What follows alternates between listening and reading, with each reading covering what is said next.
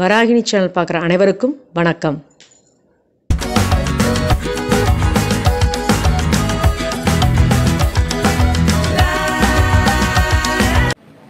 இன்றைக்கி நம்ம பார்க்க போகிற வீடியோ என்ன அப்படின்னு பார்த்தீங்கன்னா, அரேபியன் டேட் சீட் மில்க் செய்யறது எப்படின்னு பார்க்கலாம். அதுக்கு தேவையான பொருளெல்லாம் பார்க்கலாம். வாங்க வீடியோக்குள்ளே போகலாம். ஒரு டம்ளர் பால் எடுத்திருக்கேன். இது என்ன அப்படின்னு பார்த்தீங்க அப்படின்னா, டேட்ஸ் ஓட சீடு. இது வேறு ஒன்றுமே இல்லை. இதுதான் இப்போது மெயினான பொருளாக அதில் நம்ம பார்க்க போகிறோம்.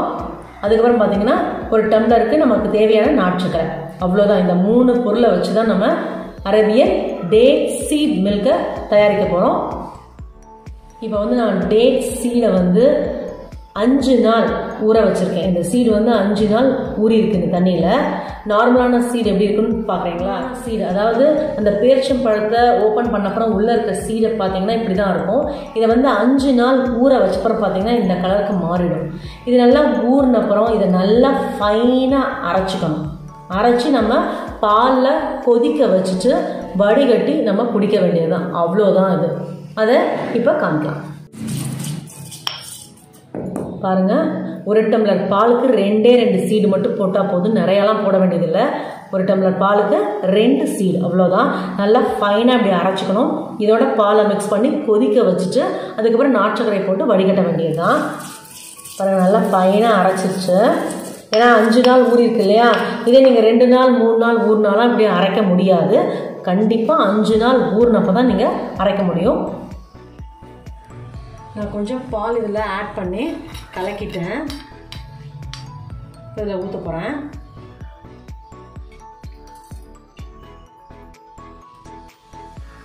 மீதி இருக்க பால் இதில் ஆட் பண்ணிக்கலாம். நல்லா கொதி வரட்டும். பாருங்கள், நல்லா பால் துள்ளிடுச்சு. பாருங்கள், பொங்கி வருது பாருங்கள். நல்லா அப்படியே துள்ளட்டும். நம்ம டீக்கெல்லாம் துள்ள வைப்போம் இல்லையா, அதே மாதிரி தான் வரணும். இல்லை, இப்போ பால் ரெடி ஆயிடுச்சு. நம்ம ஸ்டவ்வை ஆஃப் பண்ணிடலாம். எப்பயும் போல் ஆஃப் பண்ணிவிட்டு நம்ம நாட்டுச்சக்கரை ஆட் பண்ண வேண்டியதுதான். தேவையான அளவு நாட்டுச்சக்கரை ஆட் பண்ணிக்கோங்க. நான் 1 டம்ளர் தான் போட்டிருக்கேன், அதனால் 1 டீஸ்பூன் நாட்டுச்சக்கரை போட்டிருக்கேன். இப்போ நல்லா அதை கலக்கிட்டு வடிகட்டிக்கணும்.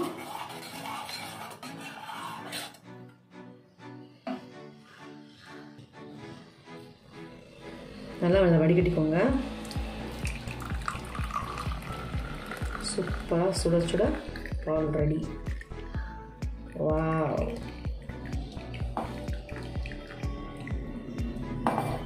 பாருங்கள், நார்மல் பாலுக்கும் இந்த பாலுக்கும் உள்ள டிஃப்ரெண்டேஷன் பாருங்கள்.